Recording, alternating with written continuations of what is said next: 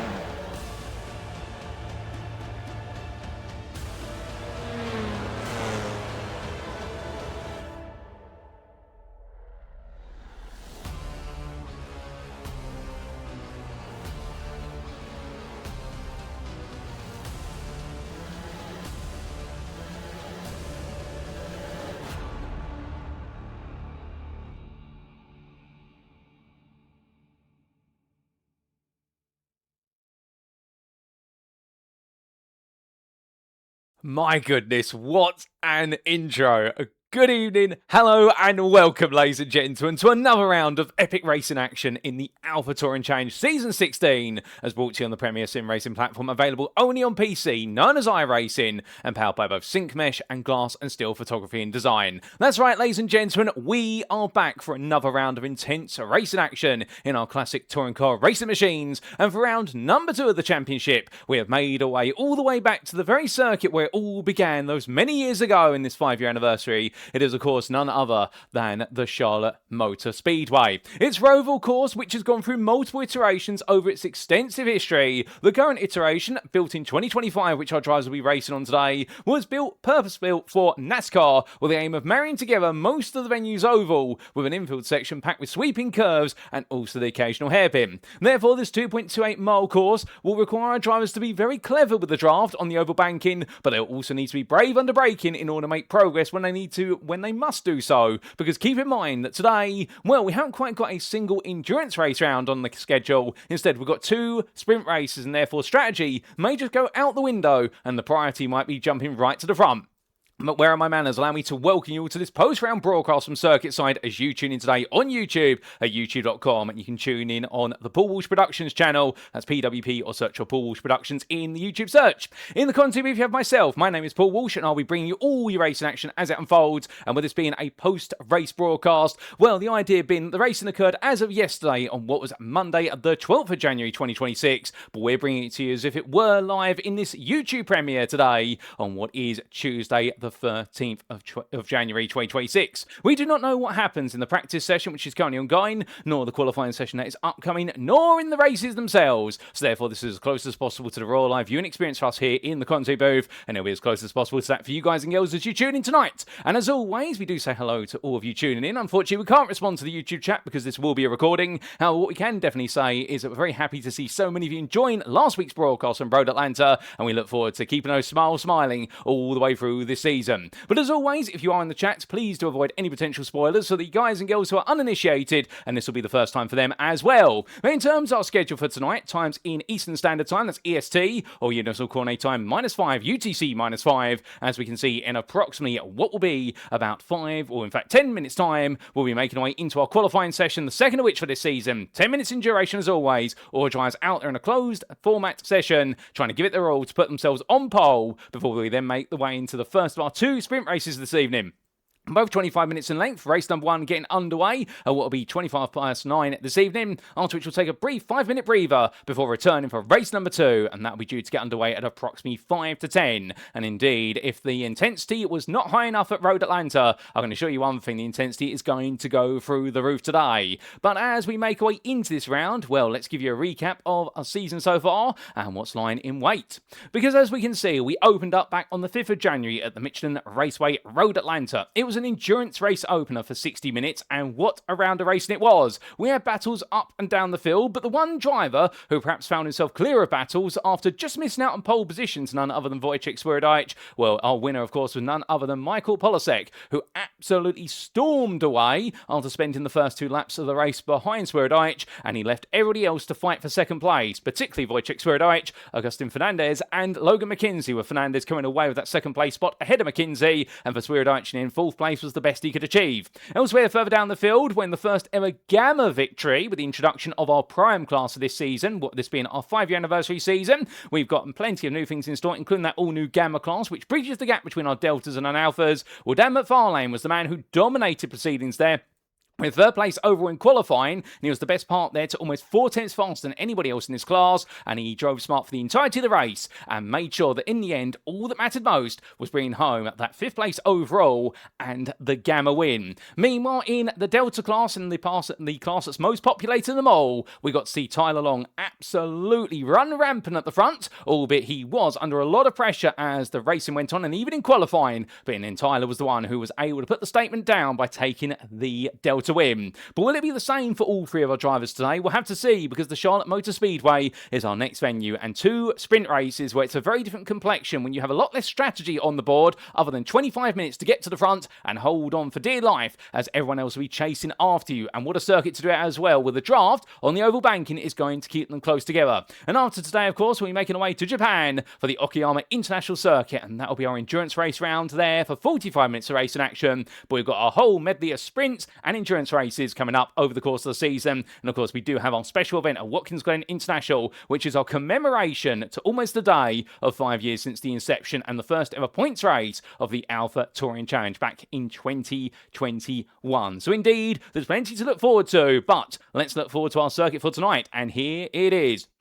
Is the Charlotte Motor Speedway, located in Concord in the US state of North Carolina, 2.26 miles, or the best part of 3.66 kilometers there, depending on your preference of units. But the one thing about this circuit is the fact that it is a circuit layout that has evolved gradually to create arguably one of the premier circuits of the US of A, if not in the world. Because our drivers take it on, they'll find the fact that the combination of the oval and the road infield section, which is why it has the name Roval, is one that's not very easy to get to grips with. And as our drivers take on this circuit, a big thank you to iRacing.com, not just their brilliant simulator, but also the fantastic track mats that come with it. What we can see is there are plenty of overtaking opportunities. The main ones, of course, being into the heavy braking zones on the oval banking, but you also do have that heavy braking zone into the turn 7 hairpin that connects the dots between what will be the end of the infield section and the run back onto the banking, and that's where we can see the battles really running at their most aggressive. We also have plenty of past incidents around here, and indeed, this circuit is no stranger to some major shunts, but that's normally what happens when you have drivers coming down from the best part of 130 to 150 miles an hour typically into a heavy braking zone, and that's why as well we can expect some early traffic jams in the races, particularly into turn number 1 as our drivers get underway, given the fact how close and condensed it is.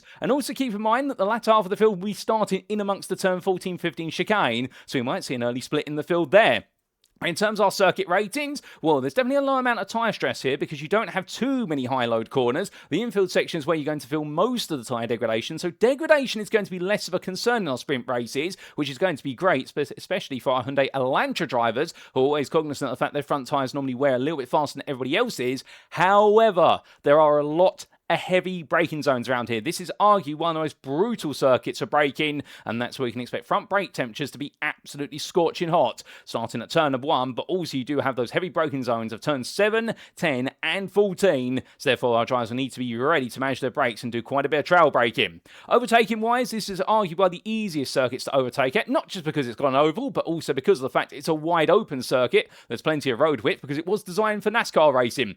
And whether you do take TCR machines and put them alongside NASCARs, there's not too much of a width difference, but you will find that NASCARs are slightly wider to the best part of a tune of about 10 to 20%. In terms of off-tracks, meanwhile, well, that's a little bit of a deceptive difficulty there, because yes, in the infield section, you have plenty of runoff area, but in doing so, you'll pick up instant points. However, if you go off-track on the oval, you go in one or two directions. You either go onto the infield matting, which, of course, will see you pick up a slowdown immediately, and then you've got to bounce your way back up onto the oval, which will be very risky if you do so in amongst the pack. Alternatively, if you go the other way when you get it wrong on the oval, there's going to be quite a solid barrier which you're going to make haste to, and hitting that barrier is probably going to spell doom for your race. So that's why the off-track difficulty is rated at 3, in the fact that around here, it's not too easy to get on off-track unless you're in the infield section, but get it wrong and it will normally go abysmally wrong. Now, hopefully we shouldn't see our drivers have to come into the pits at any point unless it's for repair work or alternative for a drive-through penalty, so therefore we won't talk too much about pit entry, although it's a bit of a difficult one because you're coming off the oval, nor we talk about pit exit, which sees our drivers roar straight back into the infield section. But indeed, thank you as always to our wonderful organisers for their cheat sheets, and onwards we go then, ladies and gentlemen, to give you a reminder of the rules for a sprint race round. Because as we can see, setup-wise, this is an open setup series. It always has been and will continue to do so and be so, and it will be open setups for our drivers each and every round they choose to bring. In terms of the sprint races, they all commence via a standing start, as is the tradition of touring car racing in the Alpha Touring Challenge, and the grid for race 2, if you're wondering how that will be set, because race 1's grid will be set based on qualifying, well, the grid for race 2 shall be set based on the results of race 1,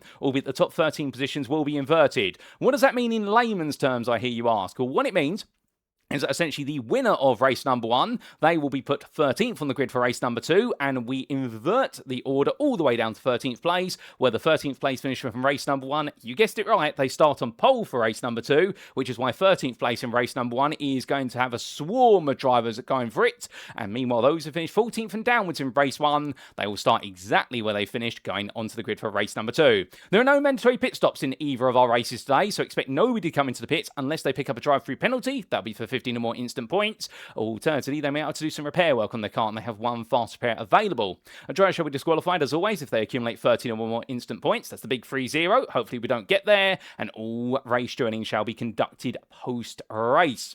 But without further ado, ladies and gentlemen, we head back to circuit side, and as we do, we need to bring you up to date with the championship standings then coming into this round. And we start off with the overall Drivers' Championship after our opening round, and as you can see, Michael Polasek has led the way on 200 points for Yellow Flag Motorsport, ahead of Agustin Fernandez for ATR Argentos MP, and then we have Pennzoil, Super Touring's Logan McKinzie completing that top 3.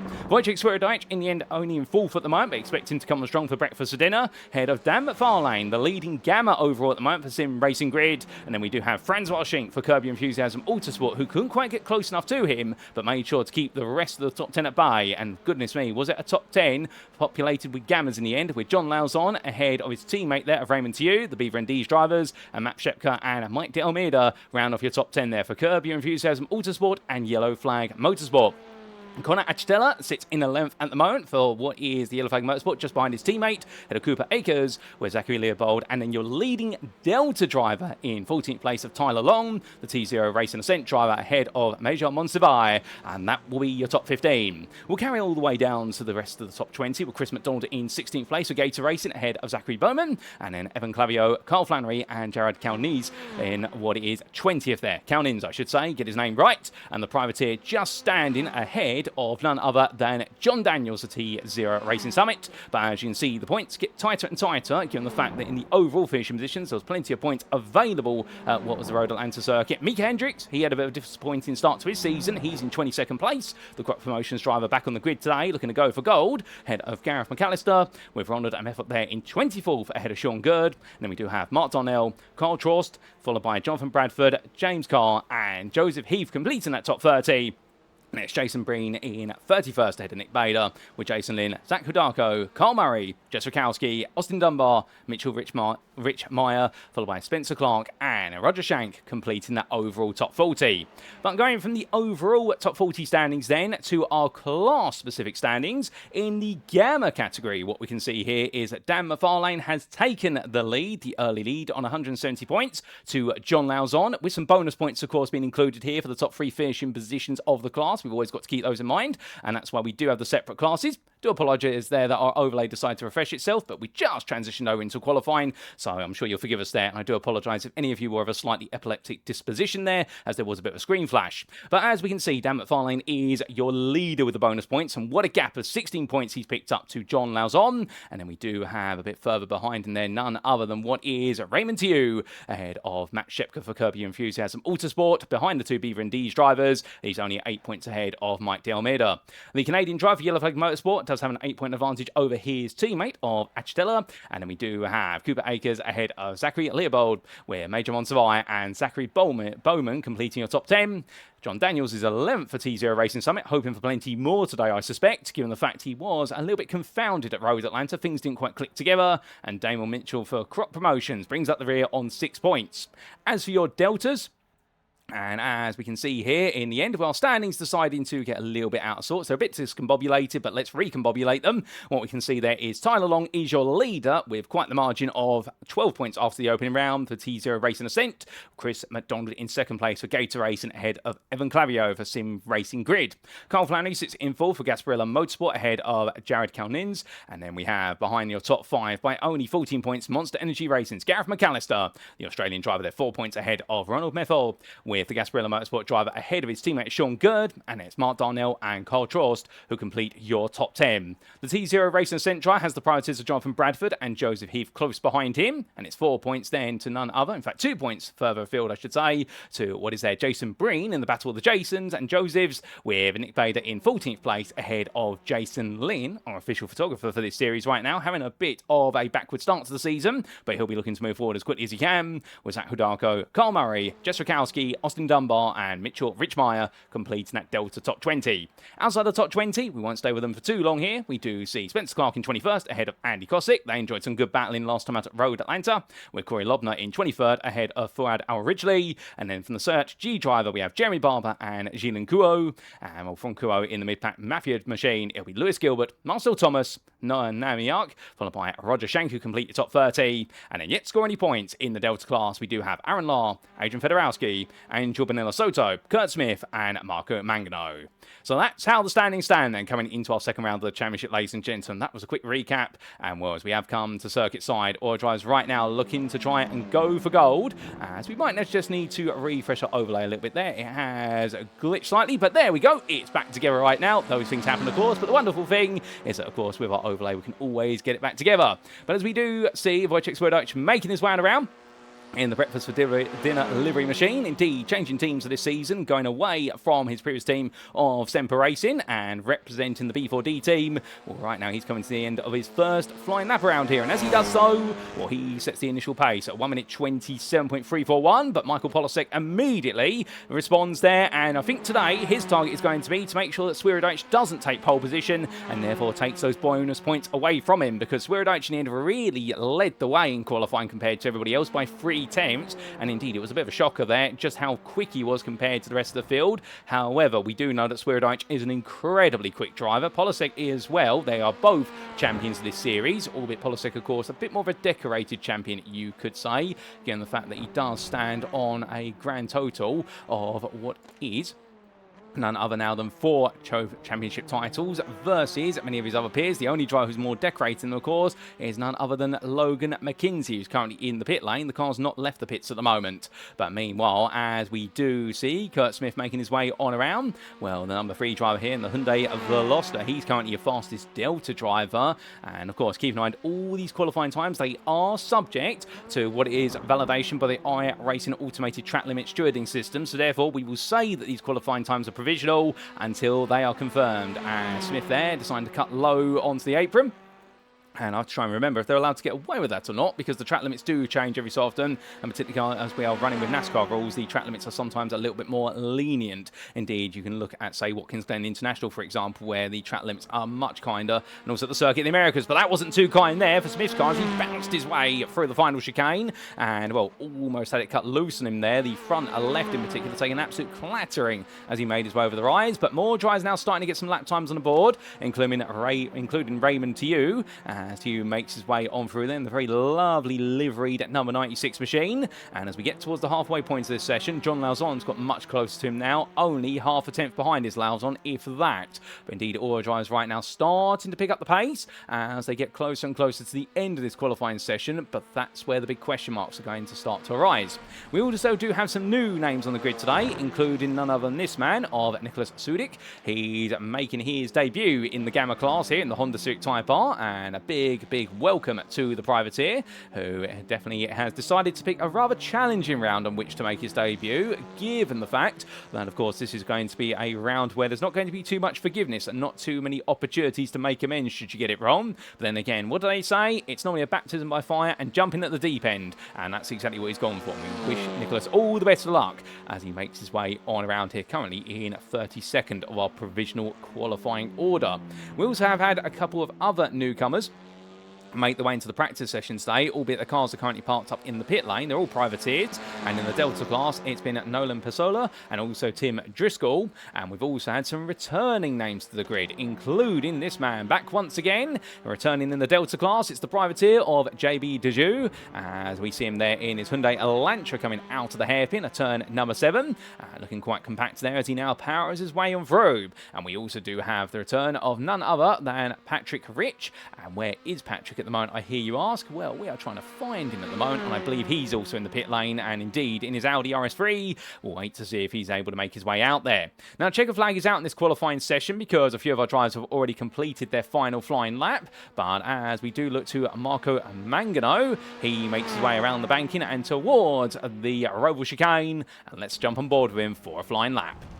So making his way on through the last couple of corners as Mangano comes out of the corners and now makes his way in towards turn number 1. We'll see his number 87 driver here keeping it nice and tight to the wall, chucks the car into left-hander, and now exiting the corner here, it's flat out all the way for the curvature 2, keeping it nice and tight to the walls there to give himself as much corner opening speed as possible. And into turn number 3 there, dropping down from 4th to 3rd, lets the car roll deep but stays in 3rd, and then in towards the second apex of turn number 4.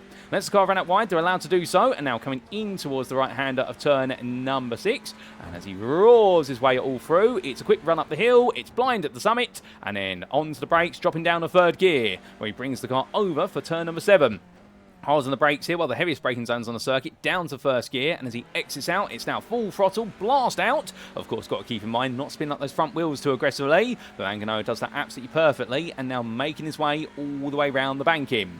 But coming all the way through, he gets a brief breather here before he does get to what will be the bus stop chicane, and looks to his right-hand side for his brake marker there. You can see 7, 6, 5, 4, 3, 2, 1, and done. Onto the brakes there between the 2 and the 3 board, down to 3rd gear, and now as he exits out, drops to 2nd as well, runs it close to the wall, and they are allowed to cut that apron. I've had it confirmed in my ear as they now make the way on around, and Mangano definitely here on for a good lap by looks of things. He is on a personal best in both the 1st and 2nd sector, and well, now he's got one chicane which will either make or break it all. So into the chicane he comes, hard on the brakes and all the way down from 5th gear to 2nd gear at the 1st apex, mounting his way over, and now Mangano heads towards the timeline. What's it going to be? It's 20th place there provisionally for Marco Mangano. A great lap, he'll be very pleased with that, no doubt about it, and a couple of other drivers now cooling themselves on down, including none other than Adrian Fedorowski, and I do believe we also have Logan McKinzie, where he did make his way out the pit lane in the end, and well, he's currently the full fastest here. He's left it late, but what do they say? Better late than never.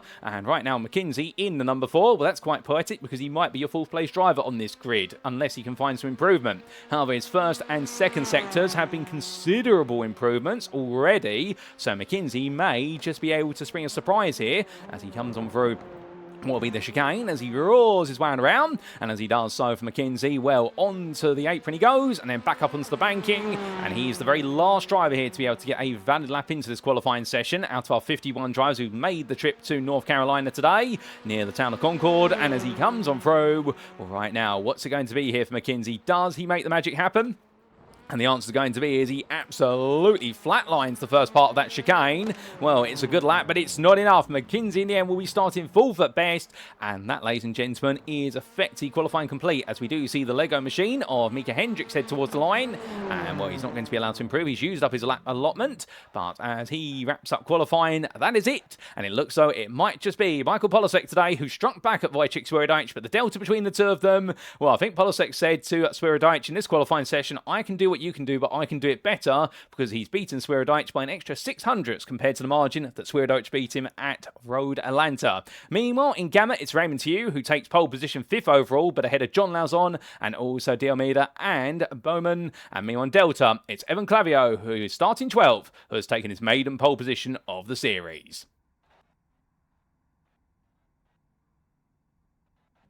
So to the grid we go, and as we make our way to the grid for our first race and the sun gradually sets here in North Carolina, this is how they'll all line up for round number 2, sprint race 1 of season 16 at the Alpha Touring Challenge, brought to you by Syncmesh and also Glass and Steel Photography and Design. Michael Polasek takes his first pole position of the season. He will be joined on that front row of the grid by the Yellow Flag Motorsport driver, will be joined by Breakfast for Dinners Wojciech Swirydowicz. The Polishman will then be followed up by the Argentine of Agustin Fernandez, with Pensol Super Touring's Logan McKinzie completing your top 4 all-alpha drivers. Then you have an all-gamma row 3, and that will be your pole sitter in gamma of Raymond Tew, but he will be in the company of his teammate there for Beaver and D, separated by only 26 thousandths. It will be John Lauzon. Then we'll have the fellow Canadian there of Mike D'Almeida starting in 7th for Yellow Flag Motorsport, ahead of Zachary Bowman, with the Pennzoil Super Touring driver then being followed up by the alpha pair of Franz Washing and Mika Hendricks. So well done to those gamma drivers. They've really outperformed themselves. Franz Washing for Kirby Enthusiasm Autosport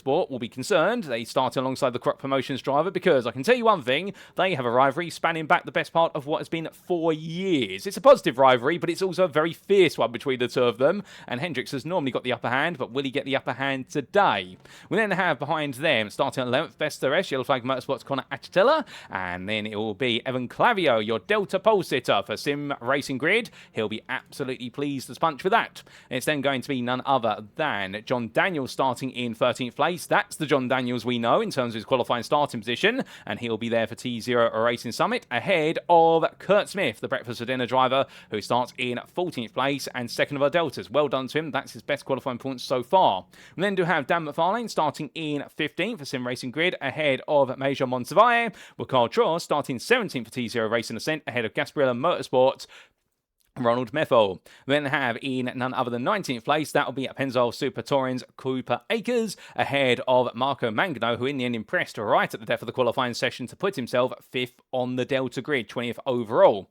Starting 21st, it's Matt Shepka for Kirby Enthusiasm Autosport, ahead of none other than Jared Calnins, with the privateer being followed up by Gasparilla Motorsports' Carl Flannery. And then we have Formula Llama, there's Zachary Leopold, who starts 24th, moving his way gradually up the order, but swallowed up amongst the Deltas. We can then see a whole group of Deltas. It's Gareth McAllister starting in 25th for Monster Energy Racing, ahead of Farad Al Ridgely, with the Site G driver 26th, ahead of Zach Hudako. And then we do also have the privateer theme continuing with Jonathan Bradford, JB Dejew, and also Nick Bader completing your top 30. Outside that top 30, it's Adrian Fedorowski starting 31st for 212 Racing, ahead of Jason Lynn, with the Gator Racing driver being followed up by T0 Racing Ascent, Tyler Long. And goodness me, for Tyler, that's not the way to start off the day here after his impressive start to the season at Road Atlanta. 33rd, he's got a lot of work to do there. Expect him to have to battle his way uphill. He's in the company of Sean Gerd, meanwhile, who starts in 34th for Gasparilla Motorsport, head of Kirby Enthusiasm Autosport, Spencer Clark. And then we do have Jason Breen starting in 36th for Sim Racing Grid, ahead of Chris McDonald, the Gator Racing driver in the company of Monster Energy Racing's Mitchell Richmeyer. And then we do have Kyle Murray and Austin Dunbar rounding off your top 40.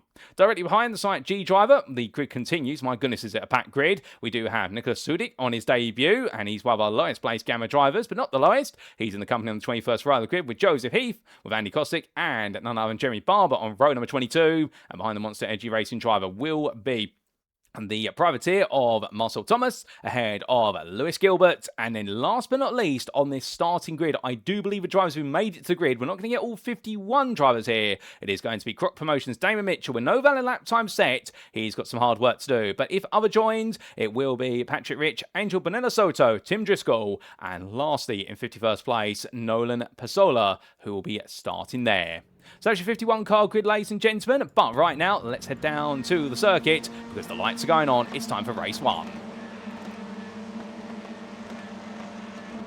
And it's lights out and away we go for our first race of the day as 25 minutes starts to tick away just like that. And for Michael Polasek, he gets a good start as they make the way into the opening corner, but look behind, you can see there right now not too many opportunities for drivers to make progress. We've already had a little bit of an incident in the chicane, more on that shortly, but as all drivers make the way through, well, some great start progress there for Conor Agustin as he looks to battle with Evan Clavio. In fact, Clavio's going to take the place off of him, or as Agustin defends around the outside here, it's possible, albeit you've got to have a very strong grasp of your grip early on, and the problem is that right now on those cold tyres, I can imagine he's going to be sliding into there, as we do see Clavio go high on the apex curve at turn number 5, and up the hill they come in towards 6, and in the end it will be Agustin who just takes the place back, and well, John Daniels now looking to get involved. Daniels very quick on the brakes very early on, but into that left-hander they come, and behind Kurt Smith watch it on as the fighting further back. Oh, goodness me, there's a bit of a coming together. That's Adrian Fedorowski together, and I think Jason Lynn's gone with him, and yes, that is Jason who's been turned sideways. They've had a bit of a conversation that hasn't worked out, so we'll have to understand what's happened there shortly as they all get it back together. But meanwhile, to the front of the field, Michael Polasek right now the lead, as Wojciech Swirydowicz, I believe, has had an early technical retirement from the car, and if so, that's absolutely heartbreaking for Swirydowicz, who was right with this group right at the start of the race, but Swirydowicz might be out of this race before he's even now to complete a single lap.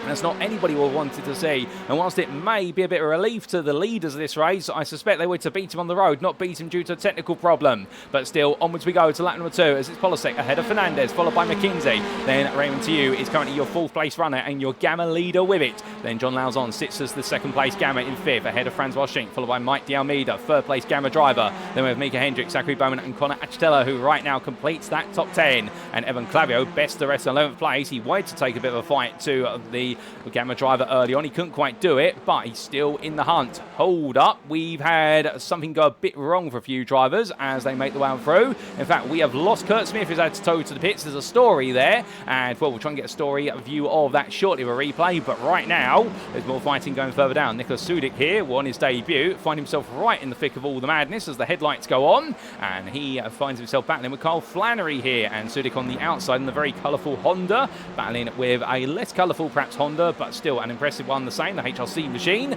On the inside, and Lewis Gilbert also squeezes them through in his Audi RS3. So right now Sudik is being robbed here, left, right and centre. Car parked in the middle of the road. That's JB Dejoux, and right now he's just sat there, gets himself up to speed. Has he stalled? If so, how on earth has he ended up stalling there? I've got no idea, but just parked in the middle of the road. Well, I'm sure he hasn't decided just to park there, otherwise the stewards will be politely saying to him, you can't park there, mate, as we say in the United Kingdom, the running meme. But as they roar the way onwards, right now that's a very odd one. But Jeremy Barber and Austin Dunbar fight each other, and right now Dunbar going high. That's going to let Barber get in front of him in the battle for 41st place. But still, they carry on, and I do believe Wojciech Swirydowicz's car is in the pits. They are looking at it right now. There's been some sort of problem with the engine, and as a result, Swirydowicz might be out this race, or if he does join the grid, it will be just to finish the race a couple of laps down and hope that he can get some consolidation points. But meanwhile, as everyone continues to roar the way onto a 3rd lap, more fighting to come. Gareth McAllister just clearing Zachary Leopold and Zach Hudarko. It's going to be the battle of the 2 Zachs here, and right now the Gamma version, Leopold is going to get ahead of Hudarko,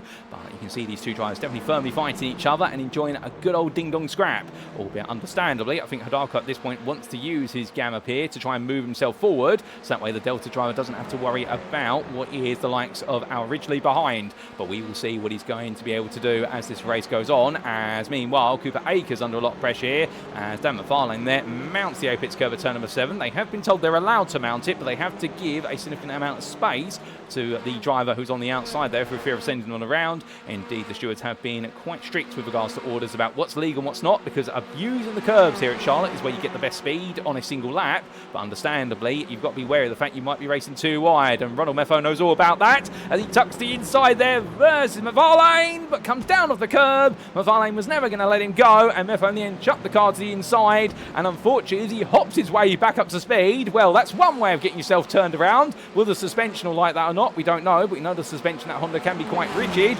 Well, I'll tell you one thing right now, Meffo's lost out massively there. He risked it all, and in the end it hasn't paid off, because now he's dropped all the way down to 10th place in Delta when he was looking good. Oh, hold up a second.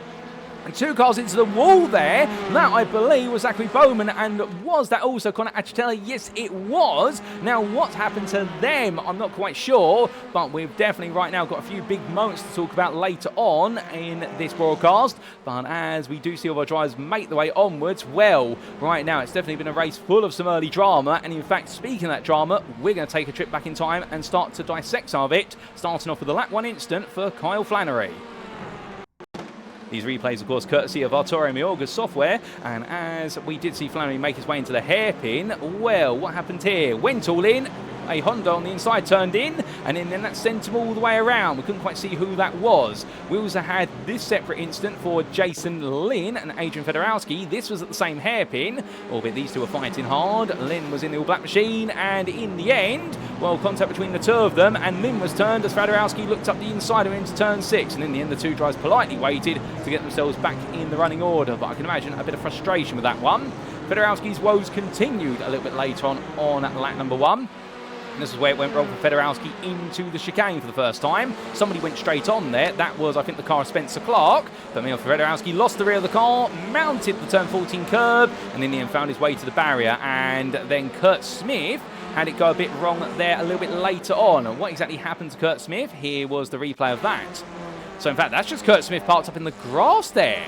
I don't know how he's ended up there in the first place, but Smith's had a nightmare moment. He's just ended up parked there. We haven't quite got a replay to explain that, but he's ended up there. That's what we do know.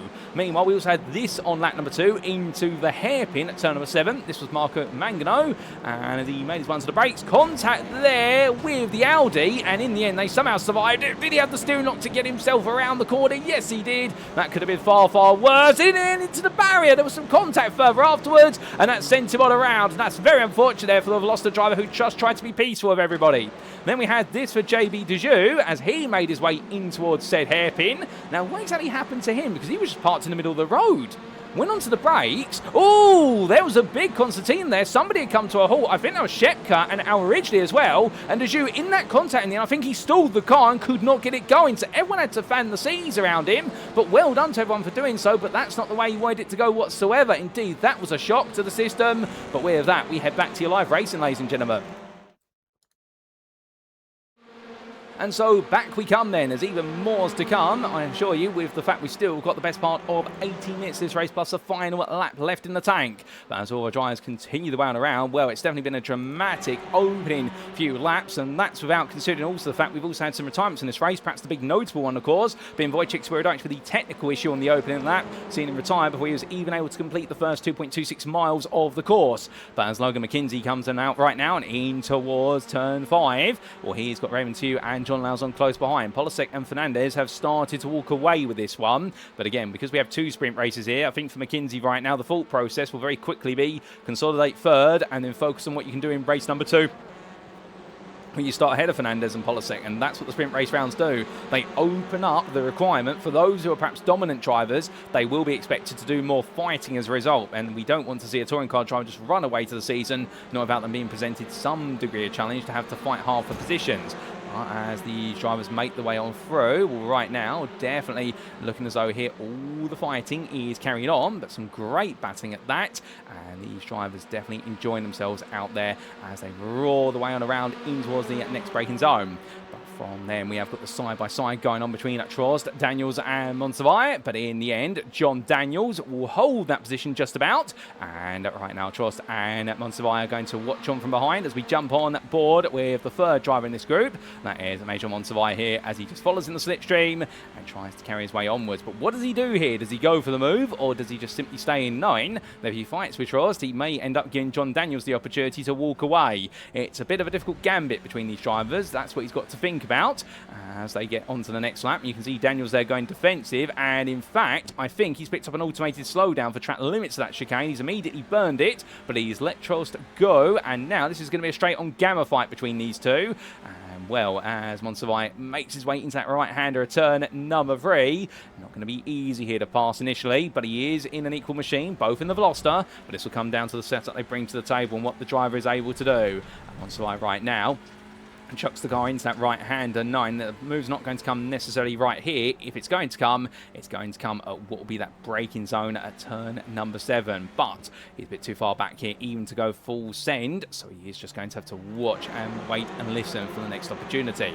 Further back, the man, of course, who took victory at... Oh, goodness me, I was going to say took victory at Road Atlanta, but right now has taken piece of bodywork of other cars. That's Tyler Long, who went all in there 3 wide. And in the end, the 767 driver, well, that did not work out for him. The T0 Racing Ascent Elantra coming away still intact with that. But I think that was an opportunistic move. I think he thought there was going to be a lot more of a run towards the apex of turn number 7. But that's all part of the learning experience. And that's why we do have our classes there, in the fact that you can imagine your deltas, they're still going to be full of enthusiasm to go racing, but they may just go sometimes of moves that you might be sat there thinking it's not always on. But to be fair, you don't know these things until it goes wrong, and Tyler Long realising it didn't work out, but he backed out in time and let Al Ridgely and McDonald take the corner, because that would have definitely been a 3 wide there, where I think a few elbows would have come out, if not full shoulders. But as he makes his way in towards turns 13 and 14, he's already up from what's that difficult starting position all the way down outside the top 30 up into 20th place. So Long is not waiting around here. He is showing his ability to battle.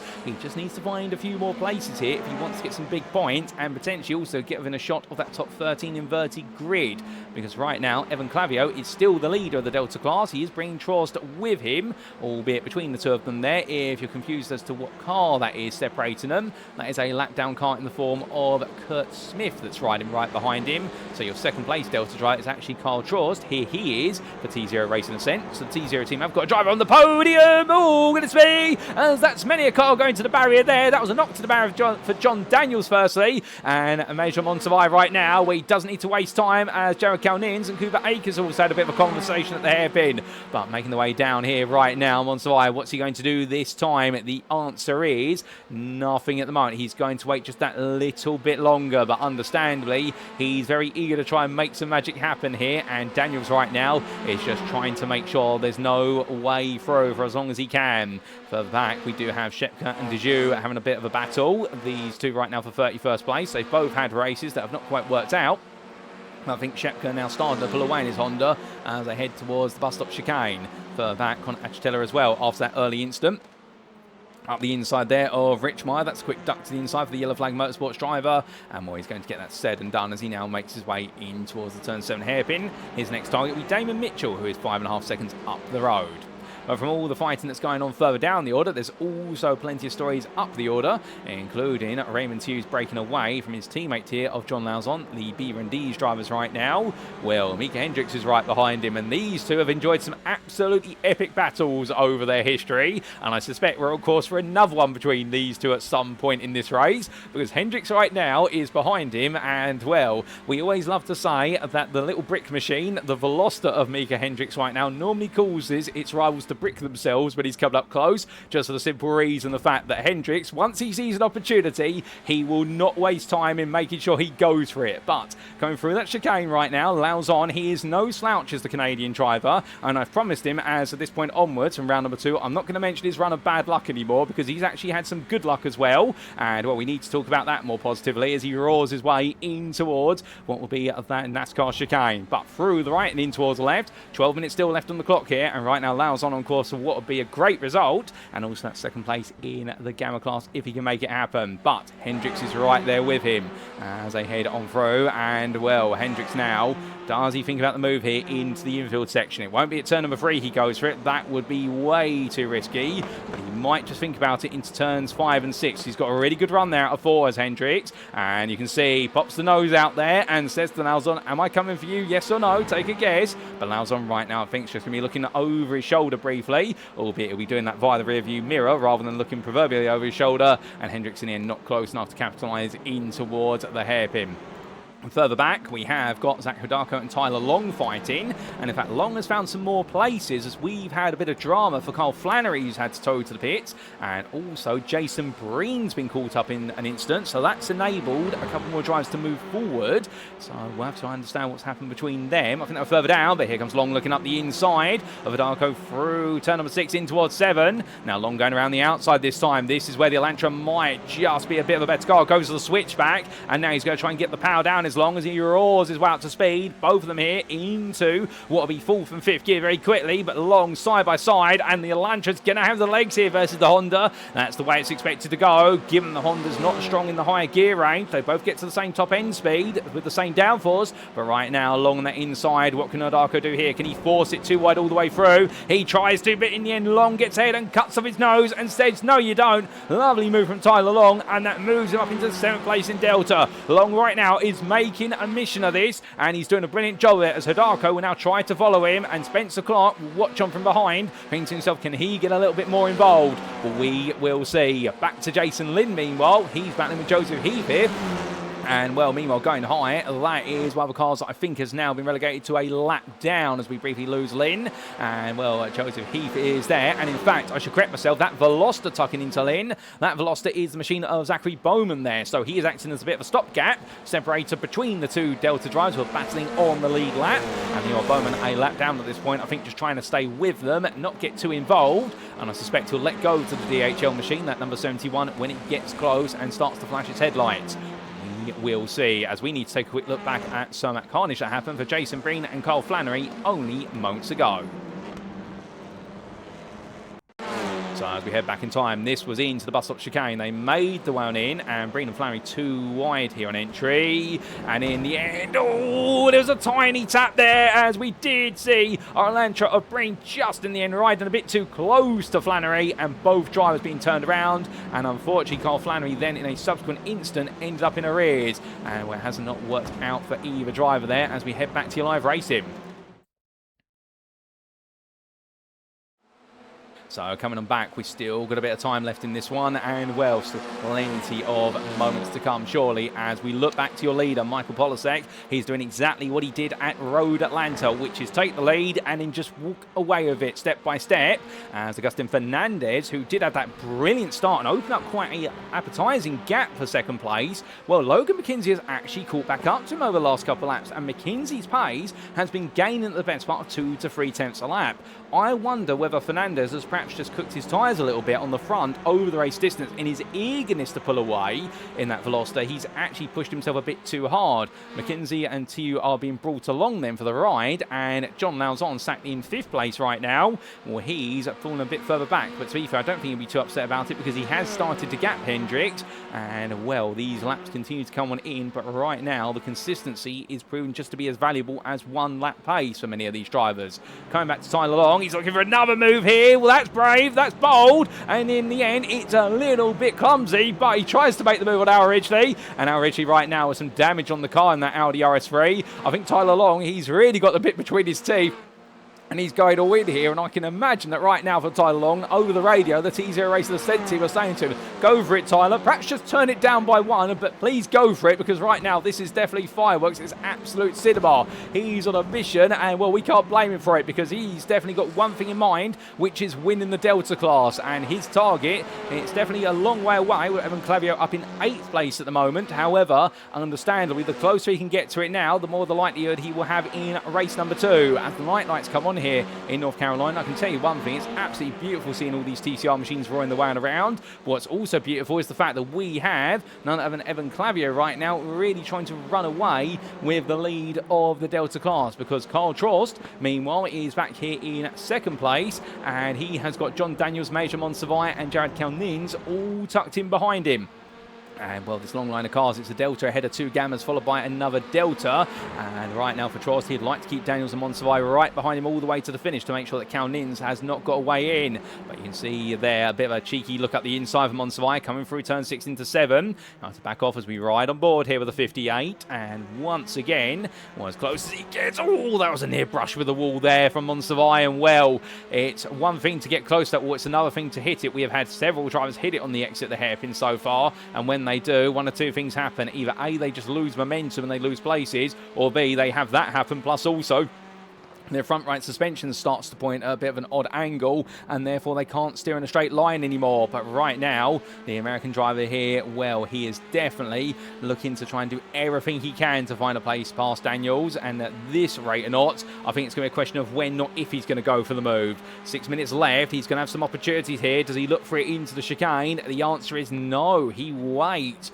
I think he definitely had a lot of momentum there. I wonder if he might be coming to regret that later on. Well, we'll see as he actually gets a better run out the chicane there. Monsivai knows more than we do in the Conti booth. So he looks around the outside in towards turn number 1. Again, looking for a switchback here, and then commits the outside line. He gets Daniels to back off there. This is really well crafted from Monsivai as he now tries to get the outside to the inside of 3. It's not going to work quite, but what you can see is that right now Monsivai is really putting Daniels under a lot of mental pressure, and I think John Daniels is just holding his lines in order to try and make sure he doesn't lose the position. But understandably, Monsivai is the one who's really showing here the fact that he's in control of this attack, and he knows a lot more of this circuit where the grip levels are. But Countins might be getting ready to spoil that party because he looks up the inside there in towards the hairpin. It's all more to make sure that Zachary Leopold doesn't come on through, and in fact, with the battling that Daniels and Monsivai have conducted, this has actually caused both Countins, Leopold and Akers all to catch up. And right now the Pennzoil Super Touring driver is getting so close at this point. I don't think it's going to be a long time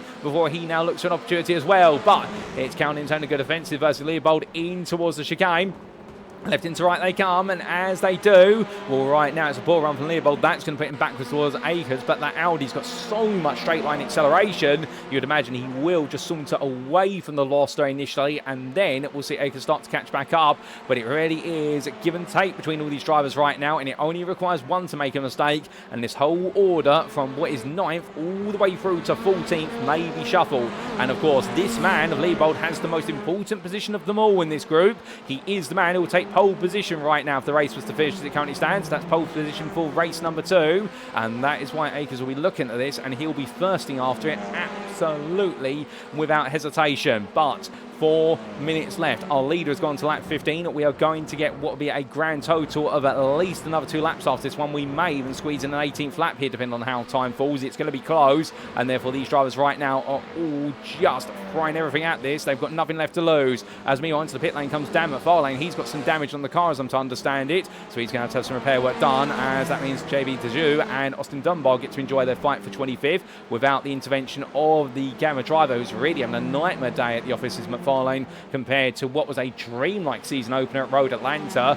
But that's why we have the 10-round season. It's the fact that you've got to be consistent across all the rounds. That's not belittling McFarlane, but it gives and takes in the AlphaTauri change. And how many times have we seen a driver open up the season in such a strong suit only for round number 2 for it to be completely backwards by comparison? Well, it's another situation there for McFarlane as we look further up the order to Al Ridgely, who right now has Tyler Long taking a look at him.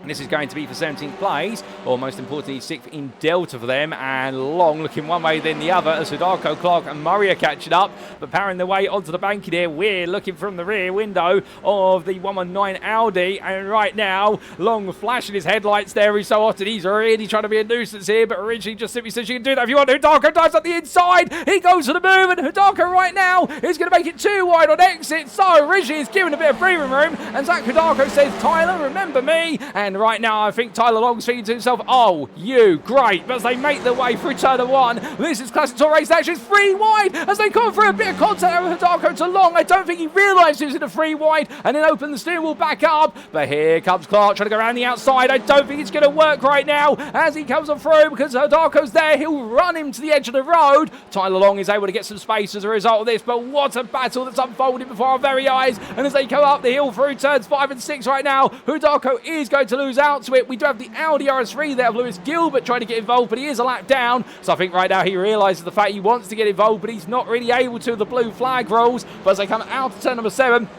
Hidalgo in the end, for all the intent of trying to gain that one place over Long, he's actually lost it now.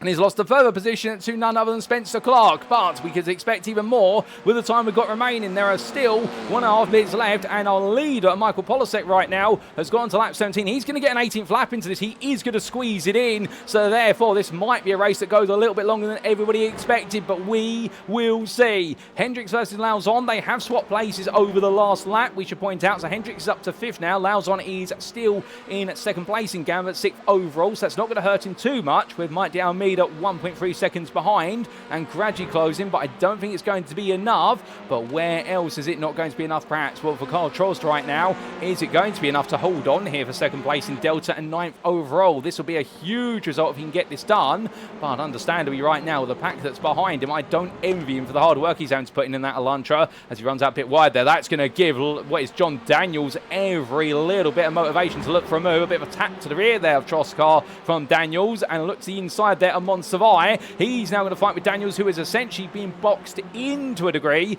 by his fellow Gamma rival. Looking around the outside, freeway they go, and my good lord, is that Jared Calnez? He goes up the inside, but he gets put in the middle, and they both switch back on him. My goodness, John Daniels and Major Monsavai, you could not have scripted that, and essentially, I think Jared Calnez there tucked in, and they've both shrugged their shoulders at John Daniels and Major Monsavai and gone, who was that? Okay, let's keep fighting each other. You could not have made that any more cinematic, the way in which Calnins tried to go all in, and in the end Daniels and Monsai just simply switched sides on him and said, right, we'll get the better traction out the corner, you've overcooked it. But as they make the way onto the banking, well, Calnins wants to try and chase down Trost, but also he wants to move further up to get some more points in the Delta Championship. I don't think Calnins has got the memo right now of just focus on 12th and you'll be second on the starting grid for race number 2. I think he's got sights firmly set on every point matters here, as Zachary Leopold and Cooper Akers and Gareth McAllister queue up behind him. But as the clock strikes 0, ladies and gentlemen, that can only mean one thing. We are in our final lap.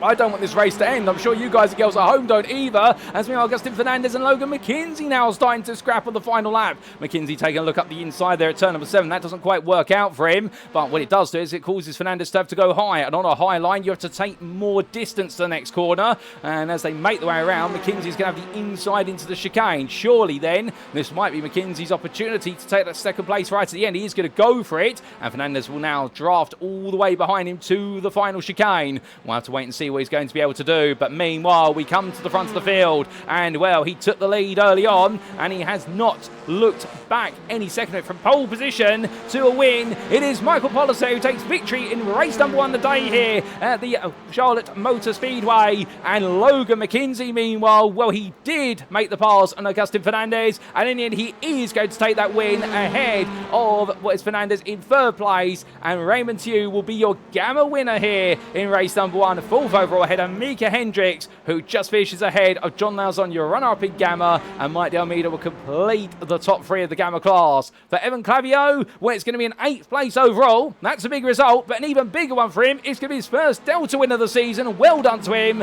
And in a further 8 seconds back, can he hold on? Yes, he can. It is going to be Carl Trost, who in the end is your runner-up in Delta, 9th overall with some big points. John Daniels behind him ahead of Jared Calnins, who completes your Delta podium in 11th place. Major Monsavai, and then it's Zachary Leopold who will be the man who takes pole position in race number 2 with that 13th place, just ahead of Cooper Akers. Your top 15 round off by Gareth McAllister. Further on down, we've got some more finishes of this race to come, including Matt Shepka versus Ronald Meffel as they make the one down just up the road. Zach Hidako has finished 21st just behind Kyle Murray in their long fight to the very end. But as we can see here right now, Meffel will hold Shepka at bay, and it's going to be Joseph Heath who comes across that line in 24th place, missing a front bumper head of JB Taju. On his debut in the end, he's had ups, he's had downs, but he ends on a relative high in that 13th place in Delta. And we've still got a few more drives to come down as we do have a bit of shuffling right at the end. Oh, hold up a second. What's happened there? I'm not quite sure, but somebody's been ejected down the order. I think it's Andy Kosick who's lost a load of places. Is it a post-race time penalty? It may have relegated him to 33rd, but with that, ladies and gentlemen, that is race number 1 complete, and well, what a race it was. The good news is we've now got another race to come, and well, just before we do get to that race, let's walk you through those race results subject to Eddie Stewart's inquiries, and here they are. So, as we can see, Michael Polasek in the end took victory in the first sprint race of the day for round number 2 of season 16 at the Alpha Touring Challenge, powered by Syncmesh and Glass and Steel Photography and Design. But from Polasek's win, it was then a further 9.6 seconds to Logan McKinzie, who took the 2nd place spot. The Pennzoil Super Touring driver not able to catch the Yellow Flag Motorsport driver, but he was able to beat to the post Agustin Fernandez, the privateer who rounded off the overall and Alpha podium. Raymond Tew took 4th place there for Beaver and D's, holding off the intentions of Mika Hendricks, who was 3 seconds behind. The Crop Promotions driver in the end split in the Beaver and D's drivers, with John Lawson settling for 6th, but it was the run-up in the Gamma class, and that will be the important part. Mike de Almeida was your 3rd place finish in Gamma, 7th on the road for Yellow Flag Motorsport. Could not quite get close enough to change Lawson at the end, but between the Canadian drivers there wasn't much, and then the American of Evan Clavio took 8th overall, but for him it's a Delta class win and a very valuable one at that. The Sim Racing Grid drive was followed up by T0 Racing Ascent's Carl Trost, runner-up in Delta, 9th overall, and then John Daniels completed your top 10 there for T0 Racing Summit behind his sister team driver. Jared Kalnins finished best the rest in 11th there, his first Delta podium of the season. Well done to him on a brilliant drive, holding off the intentions of Major Monsavai, your reverse grid pole sitter for race number 2 of Zachary Leopold, and then also Cooper Akers. The Pennzoil Super Touring driver will be frustrated not to have taken 13th, but he'll be happy to have held off Gareth McAllister for Monster Energy Racing, and completing that top 20. It was Chris McDonald, Fuad Al-Ridgely, Tyler Long, Spencer Clark and Carl Murray, and a shout out there to Fuad Al-Ridgely for holding off Tyler Long, who in the end did and managed to find an immovable object in the form of Al-Ridgely in the closing stages. But I can imagine the rivalry between the CG and T0 Racing Ascent drivers is only going to go even further as the racing resumes shortly. But as we look further down the order, we've still got a few more positions to talk about. Zach Hudako took 21st in the privateer, enjoying a brilliant scrap, being then coming off the worst of it as a result of falling down the places, but still was able to make sure he didn't fall behind Ronald Meffo with the Gasparilla Motorsport driver, head of Matt Shepka for Kirby Enthusiasm Autosport. Joseph Heath and JB Dijou round off your top 25 ahead of Austin Dunbar, with Sean Gerd, Marcel Thomas, Damon Mitchell and Jason Breen completing your top 30. In the end, it was only 31st place for Dan McFarlane, and what a frustrating start to his day it's been for the Sim Racing Grid driver. He's not had a happy start here at the Charlotte Motor Speedway, but you can imagine he will be trying to move himself forward again in the next race. He's ahead of Jeremy Barber, and then Andy Kosick finished 33rd, ahead of your lap down finishers of Connor Achitella, also Kurt Smith, Mitchell Richmeyer, Jason Lynn, Zachary Bowman, Lewis Gilbert, and Nicholas Sudik, who in the end was 2 laps down and completed your top 40.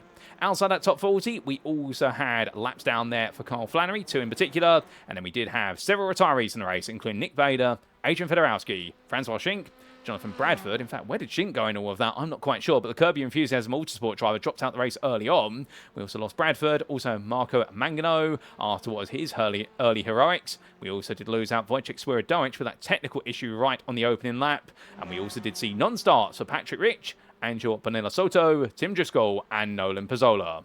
So in the end, ladies and gentlemen, it was a race number 1 to be savoured, no doubt about it. And the good news is, because it's a sprint race round, we've got another race coming up very shortly, because it's another 25 minutes of racing action, and we're due to get underway of our second race today in what is no more than about 1.5 minutes time. So if you haven't had the opportunity yet to go take that all-important toilet break, or perhaps go get yourself some popcorn, or alternatively go get yourself some liquid refreshment, go do it now. Because when we go to the grid for the second time and we are green flag racing, I can assure you one thing, you will not want to miss all the racing that is to come here at the Charlotte Motor Speedway.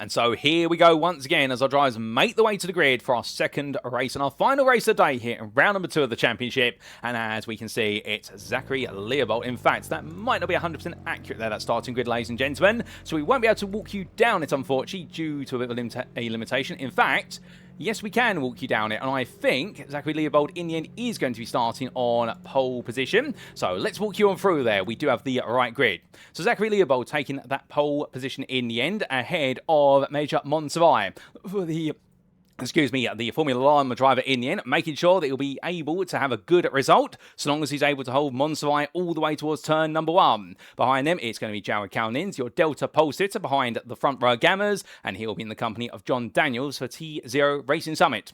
We'll then have Carl Trost starting in 5th place for T0 Racing Ascent of Evan Clavio, with the Sim Racing Grid drive being followed up by Mike de Almeida for Yellow Flag Motorsport and Beaver and D's John Lauzon.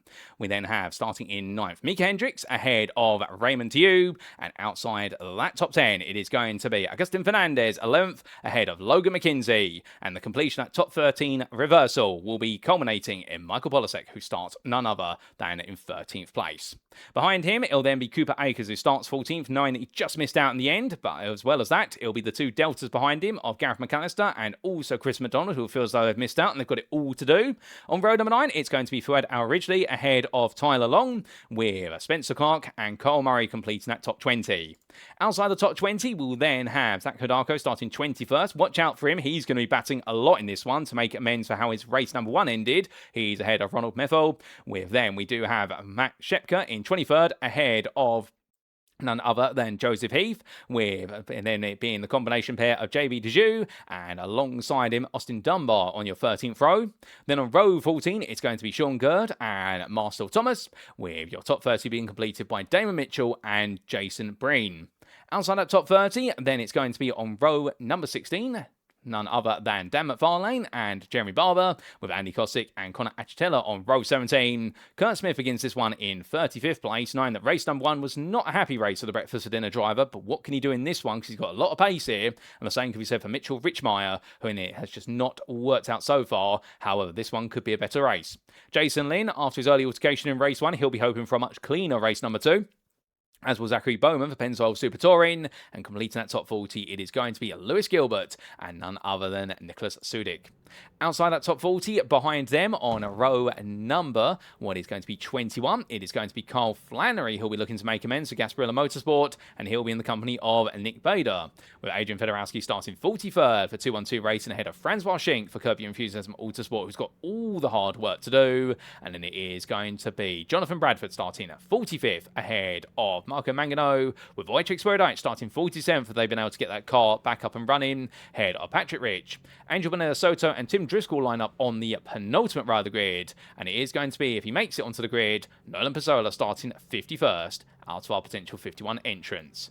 Well, ladies and gentlemen, the grid is almost set, and indeed, the tension is palpable in the air after an incredible race number 1. All the drivers will once again be feeling as though this is another opportunity to try and settle some rivalries early on, but also to go for gold. And particularly this front row for Zachary Leopold and Major Onsavai, it is the first chance to bring home what could be an overall podium, if not an overall top 5, and some big points in the Gamma Championship with it. But always to keep your eyes out for Jawed Kaunins right behind, because Kaunins, his logic is going to be that he might just be able to make some progress in places early on. However, he'll want to try and make sure that Trost and Clavio do not get close, particularly Evan Clavio, who seems to have had the upper hand on pace here in the Delta class. And also, watch out for the 4 leading Alpha drivers of Hendricks, Fernandez, McKinzie and Polasek, who will all be trying to come through. Well, this grid is set, and here come the lights.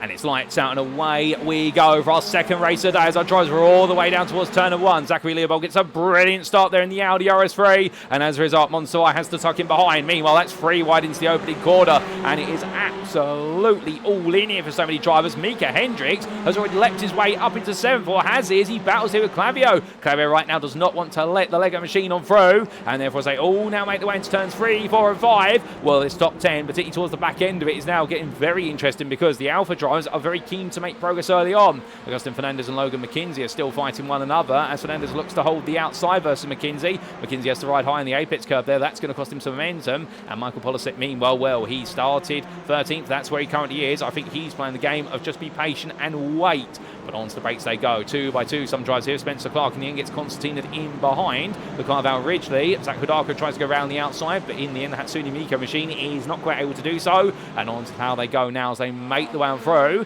But as they do, it's going to be Ronald Meffo who's going to be getting the toe off of both of the Honda drivers in front of him. And he'll be hoping that he's going to be able to use that slipstream a bit later on this lap to perhaps pressure them and even make a place. But will he go for it? The answer is no, not right now. He decides to play it safe. And Zachary Bowman here in the Hyundai, he's looking to get a bit interested in what's the fight going on between Jeremy Barber and Lewis Gilbert in front of him. Both of them costing each other time. But unfortunately, Bowman in the end has tucked in behind Barber. And well, by hedging his bets and the drivers had the poor run out the corner, he's not going anywhere fast. But meanwhile, hold up and say, oh my good lord! And there's been a big incident there in towards what has been turn number 1. Yellow flag's being waved, and well, that is the combination pair of Mighty Almeida, and also I believe, is that the man who was on pole? I think it was. I think that was actually Leopold who's ended up in the wall. They've had to come in together. So Major Monstavai now is your leader. He's pulling away by a second. John Lauzon now takes up the second place reins here. So Lauzon's been gifted an opportunity. However, Jared Calnins is right with him. So Calnins here right now, the Delta leader. Well, he's got a whole scrap of Alpha and Gammas between himself and the rest of the Delta drivers. This could be the chance for Lauzon and Calnins to really land a big result here, just for the simple reason the way this field is shaping up. But noticeably, Calnins is missing his front bumper. I wonder if he's been caught up in that contact. Is that going to be damage that's going to have to see him come into the pit soon? Because if so, that is going to be so hurtful, given the fact that he's had such a good start to the day, and he will not want to end it in such a miserable way. Evan Clavio, he's at the back of the group right now. He's falling back to 11th place, but I think he's taking the focus, which is just take the time, the places will come, and all you need is the Delta positions. You don't need any more than that. But Tyler Long here battling with Cooper Akers on the inside, and Long right now, well, we said, as we do see a lot of bright lock there in towards the chicane right now. Tyler Long is frying himself at this, and I think he feels as though with the cooler temperatures here as we've gone to night time in the US of A, the idea is that Long is able to really abuse the tyres on that Hyundai Elantra, and I can't blame him for it. He is absolutely going for this, he is Long, and right now he's up into 4th place in Delta, up to 12th overall, and for Tyler Long at this point, the question is how far will he go at this point, not whether he can go far, as meanwhile it's getting a bit crowded here further down the order. This is Ronald Meffo versus Carl Murray, plus also Joseph Heath and Zach Hudarko, and credit where it's due to Carl Murray. He's had a really good start to this race. He's leapt a long way up the order, and he right now in that Audi RS3, he's found the pace that perhaps eluded him a little bit earlier on in race number 1. But Heath and Hudarko are right behind him, watching on here, albeit I think they're getting more tucked into their own battle. But as our drivers make the way into this infield section, well, we need to understand what happened earlier on. We will in a bit, as Jared Calnins right now is gradually being deposed to places, as Hendricks and Fernandez have gotten through. But the leaders, meanwhile, Monzavai and Lauzon. Monzavai's had a very poor run out of the hairpin, and as a result, John Lauzon now goes on to lead this race. But is it a bit of a poison chalice here being the leader, because you don't have a slipstream to work with? Well, Lauzon's going to be one who can tell you that when he does, because he makes his way in towards the chicane right now. I think Lauzon will just try and bolt away before everybody else catches up. But whether he'll be able to do so or not, that's an entirely different question, because it will then come down to where Monzavai wants to fight this hard.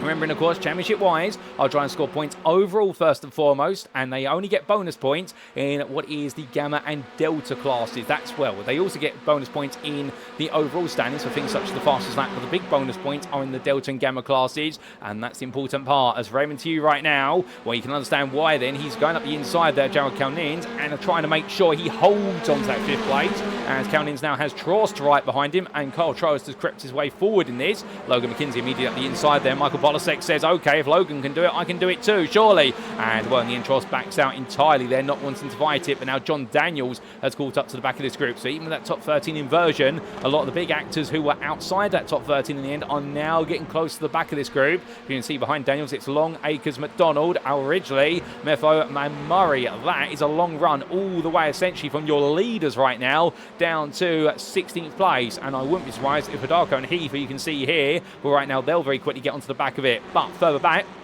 we had a change of place here, as that is Mike Almeida just passing Matt Shepka. Carl going slowly, it's a lap down. That is Spencer Clark there after a difficult start to his race. Well, right now he's fallen a long way down the order. Cole Flannery here, the inside of Mitchell Richmeyer. That is the 16th in Delta, or what is 30th overall. So a pretty classic move there. And I think Richmeyer just out of sorts going from 5 into 6, so therefore yielding the position.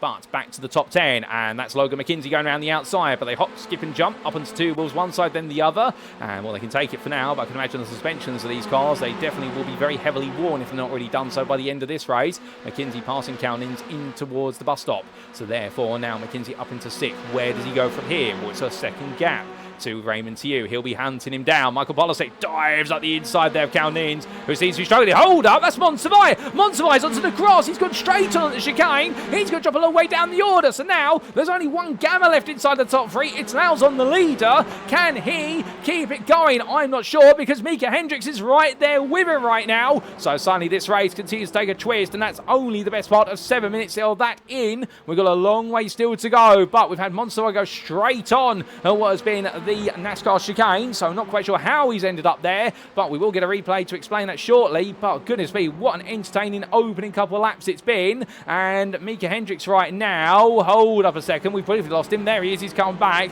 Goodness me, don't have a retirement, Mika, surely. We've already had it happen to Wojciech Swirydowicz. Speaking of which, Swirydowicz has not been able to get back on the grid due to the technical issue of the car, so therefore that's a big loss of points today for the breakfast for dinner driver. But the point being that right now we don't want to see another one of our big names in the Alpha class suddenly have to retire from the race due to a technical issue, because that really would be bad luck for so many in the Alpha class. You could say it'd be a cursed class, but right now, and John Lauzon with Hendricks and Fernandez right behind him. Well, the speed at which Fernandez has caught up to this pair has been absolutely incredible. And Lauzon right now, well, I wonder whether he's going to start to take the thought process, which is that given that Raymond Tew is 3 seconds behind, would it be better to perhaps actually give up the lead, fall to third place, and then get into the draft of these two? Yes, it doesn't sound sensible, but right now, fighting's going to cost them time, unless he's going to try and push them backwards towards Tew and force them all to fight each other. But the risk with that is, as he defends versus Hendricks into turn 1, is that the longer he does this, and of course, the closer the whole field gets to this, well, if any of these Alpha drivers do pass him, he's then suddenly got the next Gamma driver right in his back. Yes, it is his teammate, but understandably, the number one rule in motorsport is you always want to beat your teammate. The number rule 2 is you don't want to make contact with them whatsoever or take them out the race. But rule number 1 normally supersedes rule number 2 in most situations, as meanwhile, John Lauzon, for now at least, is holding off Hendricks, as Hendricks has to go a bit defensive there versus Fernandez through the hairpin. But with that, we take a look back in time at some of the big moments from the start of this race. Start off with what happened to Zachary Leopold and Mike de Almeida on the opening lap. Now, this was the man who started on pole position after that 13th place finish in race number 1. And as he made his way into the chicane, lost the rear of the car, and in the end, he couldn't get it under control. And it was the same there for Mike de Almeida, and that explains how Cal Nin's got the damage. It was contact with Monservai. So we've got all of our explanations there in a single go. Very quick explanation on that. We then had this for Gareth McAllister on lap number 2. This was McAllister making his way in towards the turn 7 hairpin at the time. And I think Spencer Clark's going to be looking for an opportunity with him at some point. And the answer is no. McAllister and Clark came into it when that was not Clark. That was Clark going straight into McAllister. He was blindsided there. And I think McAllister was trying to put some pressure onto what was one of the Pennzoil Super Toy machines. And it all went a bit wrong. And this was the on-board from Spencer Clark's perspective by comparison. So he was enjoying his run through turn 6 into 7. He's not going to really know what's happened. He'll see that there's been a bit of a battle going on. Car goes round, he turns into it, and then suddenly it's a face full of the headlights of the Veloster there. And at that point, well, both drivers having the same thought process, which was to turn, and in the end, Spencer Clark managed to muscle his way back and through there. So both drivers immediately saying, right, let's go back racing, but neither one wanted to give way to the other. I don't think they've got much time for each other after that one. We had this for Jason Breen on lap number 2, out of the bus stop chicane. Oh, goodness me, he was turns there. Well, in fact, no, hold up, he wasn't turning, he's been in contact and ended up turning. I think that's Spencer Clark again, ladies and gentlemen. Spencer has not had a happy day at the office on lap number 2 whatsoever. And then we had this for Major Monservai only a couple laps later. This was Monservai running at the time. 3rd place overall, 2nd of your Gammas, went into the braking zone, took too much of the grass with the left-hand side tyres and went on, and in the end had to crawl his way back into the circuit so as not to risk being black flagged for cutting too much of the track. Well, that explains all the stories of what have been the opening couple of laps, and back to your live racing we go. And as we come on back, well, there's even more to unfold here before all is said and done, no doubt about it. But who is it going to unfold positively for as Hendricks comes up the inside? So does Agustin Fernandez, who surprises us and appears out of nowhere. Fernandez is there, so he was fighting with John Lauzon straight into turn 1. And right now, Hendricks is there, but we've briefly lost Fernandez. Surely we're not going to lose Fernandez in this race. He's appearing and disappearing. Well, that could be the sign of a technical issue about to come for Fernandez. He's there or thereabouts. He is your lead, although you can't see him. And Hendricks right now ahead of Lauzon, and Tew's right behind. So in the end, this has not worked out the way that Lauzon perhaps was hoping it would, where he'd be able to hold on and his teammates right behind him. Now, the two Gamma drivers at this point for Beaver and D's, I would imagine that they will focus on running nose to tail and making sure they don't cost each other any time, but they'll also try and make sure that no more Alpha drivers bleed through this group, because otherwise, next up will be Major Monservai, who is 4.5 seconds back, but with all the fighting that goes on, he could be brought in. Off camera, Meanwhile, we've had this man jump his way all the way to the very front of what has been the running order of the Deltas. With everything that's gone wrong for the likes of Jared Calnins, Tyler Long is into the lead of the Delta class. We can't quite get your replay of the final couple of overtakes he made on Trost or Calnins, but there's the evidence. He's made it happen. Now he's got to try and run this all the way to the very end. But whilst things are starting to stabilise somewhat towards the front, there's a bit of side-by-side action between Mike De Almeida and JB Deju as they both go deep at the chicane, and in the end, Conor Achatella tries to go around the outside. Deju's not too happy about the fact that he feels as though he's been elbowed wide there through the chicane. And now with Achatella and Bowman going high, well, it's going to be all about here. How many places is Deju going to lose or be willing to lose? As it's going to be too wide between him and Bowman into the chicane. And in the end, Zachary Bowman's going to be on the inside there, and Deju will lose 3 places all in. And Joseph Heath tries to get on board, and Achatella up the inside. Well, in fact, that's Bowman looking up the inside. Apologies, they make the way into the corner, but 2 while they make the way through turn number 1. And in the end, with half the race done and half to go, well, the battling right now between the Gamma drivers and the Deltas around them is not calming down. It's only intensifying. That's because every point at this point is becoming precious. Further back, Adrian Fedorowski. He's on the back of Mitchell Richmeyer as they head in towards that right-hander of turn number 3. And Fedorowski at this point, he's definitely had a pair of races so far that he may not be too pleased with the end result, particularly after what happened in race number 1. But he's on a bit of a recovery drive here for race number 2. Can he make his way into the top 15 of the Delta class firstly? Well, Richmeyer would open that up because he's your 15th place Delta runner in 27th overall. And then after that, can he go 5 more places to get into 10th in the class? That will be his next target. We will see as he runs a bit wide out of the hairpin there. That's going to cost him some time. Back to the front, and I believe we may have lost Agustin Fernandez in this. Yes, he has been towed to the pits, in fact, has Fernandez. That will be, I believe, due to a technical issue. So therefore, they're investigating the car at the moment and seeing what they can do about it, but they may not have any time to do anything with it at this point. So your leader is confirmed as Mika Hendricks, and on to lap number 10. Your Gamma lead now is Raymond Tew. He has swapped places with John Lauzon. That happened on the banking out to turn number 7 on the previous lap. We can inform you, so Tew is now back in the lead, and he is going to try and make this what would be 2 wins back-to-back here today. But will he be able to do so? We will see. He's not got too long left to try and make that magic happen in the Gamma class, but it's a lot easier said than done. And Lauzon will be trying to make it 2nd place again, and with it, it would be back-to-back 1-2s to the team, which would give them a huge haul of points in their respective teams' championships. Logan McKinzie and Michael Polasek, meanwhile, they're still here, and Polasek right now starting to bare his fangs a little bit as they roll off of the hairpin. Now for Polasek, of course, he has taken all the wins so far this season, the one at Road Atlanta and the first sprint race here, but he's in 5th. Can he now pick his way past the final 4 here to make it 3 wins in a row for the 4-time champion and current defending champion? If he's going to do so, well, what's the plan? That's the worry here, because time is running out. I wonder whether he's trying to give McKinzie an opportunity to try and be a bit of a nuisance to the 2 Gammas in front, and only once he's done that will Polasek try to seize on the chaos that may unfold. However, if it ends up being only 5 minutes remaining at that point, particularly with Hendricks getting a 1.5 second gap already, I think Polasek might need to turn the wick up a little bit, unless he's already thinking to himself, actually, you know what, if I can pass McKinzie later on, it might be worth it, but otherwise, we'll see where we go. Well, as he heads in towards turn number 1, McKinzie there on the outside with Polasek diving to the inside. It's going to be a classic move into the opening corner. Polasek does go for it. He begins the journey, but through the inside of 2, it's the outside of 3 he comes. McKinzie right now line the switch back in direction here. It's only going to force Polasek wider and wider through the corners, but Polasek's got the grip to do it, and it's going to be now in towards turn number 5 they come, and McKinzie backs out there, and Polasek gets it done. Well, my goodness, as quickly as that, the Yellow Flag Motorsport driver moving into 4th place. I think McKinzie as well, cognizant of the fact that yes, they can fight, but by fighting, they're going to lose out to the 2 Gammas in front of them, and subsequently Hendricks. So therefore, I think it was a bit of a double-edged sword there. I think McKinzie wanted to fight it, so he did a little bit, but once Polasek had started getting ahead, I think he took the logic, which was, you know what, I need to work with this man for now. I can always come back at him later because we have been quite even on pace when we are in traffic. So therefore, I think McKinzie playing the smart choice, but Polasek definitely now making it clear that he wants to be the head of that alpha hierarchy. Further back, well, that's a move up the inside there into the hairpin for Evan Clavio.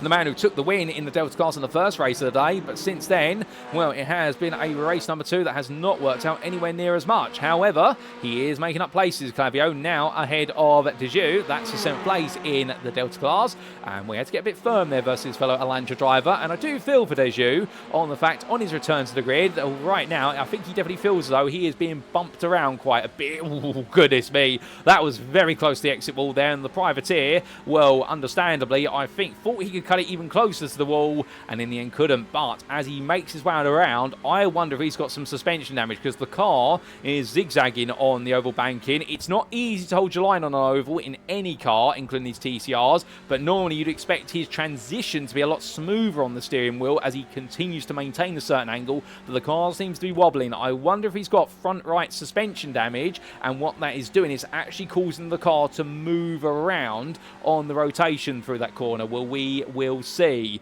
But as these drivers head on through in towards what will be turn number 3, 4 and then 5. Well, it seems though we've lost a few of the lights around here, but right now as things get dark, hopefully they'll be able to put some more batteries into the floodlights shortly. And these drivers right now definitely all getting very firmly in the mix with each other.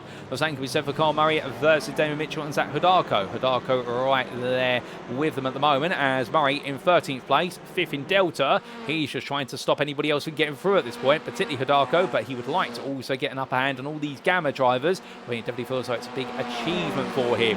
Further down that order, Kurt Smith fighting with Marcel Thomas, or it could be better said that actually Thomas is on the inside of him. So Smith in the end yielding that position for now, but I think Smith's going to try and go for the run back here, all the way around towards the bus stop chicane. Well, he's going to do so. He's going to inch closer and closer, little by little, but the breakfast for dinner driver now, I think as he gets closer, will be thinking to himself, you know what, given how race number 1 went, this is definitely an improvement on race number 1. Can he get a few more points out of it? He'll see, but if not, finishing this race will definitely feel as though it's a victory in itself. As he switches back, well, here's the proof that he was waiting for an opportunity. And now he's going to be so close to the back of the Honda in front here, he's going to have options coming around. Does he go high? Does he go low? If he goes low than the outside of the chicane initially, and in the end he is going to look to the outside, but Smith calls his bluff. And in the end, well, the two stay as they were. As Andy Kosek, 2 seconds back, he's got Matt Shepka right behind him. And these two have been glued together for the last 6 laps. Shepka right now, I think, can't find a way past the Elantra. That's just proving a little bit too quick. But meanwhile, plenty of fighting going on between Damon Mitchell and Mike de Almeida, as one of Mefo has pulled away. Hidalgo, in fact, has got ahead of Kyle Murray, who's fallen all the way down in this group. And Kyle Murray has actually been relegated to 6th in Delta and 17th overall. And I think it's all started with a slight off track in the infield section. But before we come back to that, we look to Mitchell versus de Almeida, as these two head side by side all the way around. The Canadian versus the Australian. And right now they may be located on 2 different sides of the world in terms of where they are on their sim rigs, but in terms on circuit they're right together. They're heading in towards that chicane, or de Almeida is going to take the place of a Mitchell for now. Then it's going to be a drag race all the way back round to the next chicane, and that is where we'll see whether the Veloster driver has done enough to be able to make this work. Indeed, it's got Veloster behind him, as Major Monsivai. Meanwhile, well, we've briefly lost him in the running order. We'll keep you posted on that. In fact, Monsivai's had to come into the bits as well due to an issue with the car. So therefore, as de Almeida makes his way on through, well, he'll move up another place here, although he won't recognise it until he's crossed that line and seen that Monsivai's in the pit lane. So there's places to be gained here, and we do seem to have quite a rate of attrition for certain drivers, as Monsivai's parked up their car being serviced. I wonder whether it's got some damage on it on the suspension, having to do a bit of a look at the car.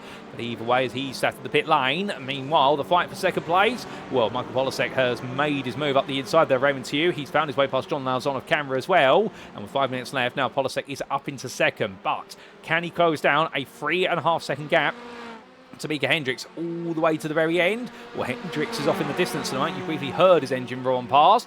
But meanwhile, Raymond Tew looking to the inside here versus Polasek, but he's not going to be close enough to challenge it. McKinzie and Lauzon, they get firm with each other. McKinzie around the outside to inside there. Lauzon now battling back around the outside of him. And, well, does McKinzie outrun the Beaver D's machine? I think he will eventually here. It's going to be a long run all the way round towards the next chicane. But the point being, on that low line, McKinzie will gradually get the toes. You can see Raymond Tew trying to give a little bit of a toe there to Lauzon, but in the end it's all for naught and the place is swapped. So Logan McKinzie up into fourth as Lauzon again looking to his side. I think Lauzon's not got the memo here, which is to stop. So in the end he's going to keep fighting Lauzon, but that's going to cost him a bit more time out of one, and McKinzie will finally get it done. I think even that surprised McKinzie there, the fact that Lauzon went for it just that little bit more. But in towards turn 4 they come, and right now John Lauzon definitely got the bit between his teeth. He's enjoying fighting here and he wants to try and take the fight to McKinzie, even if it is just to help Raymond to you, his teammate, not lose any overall points.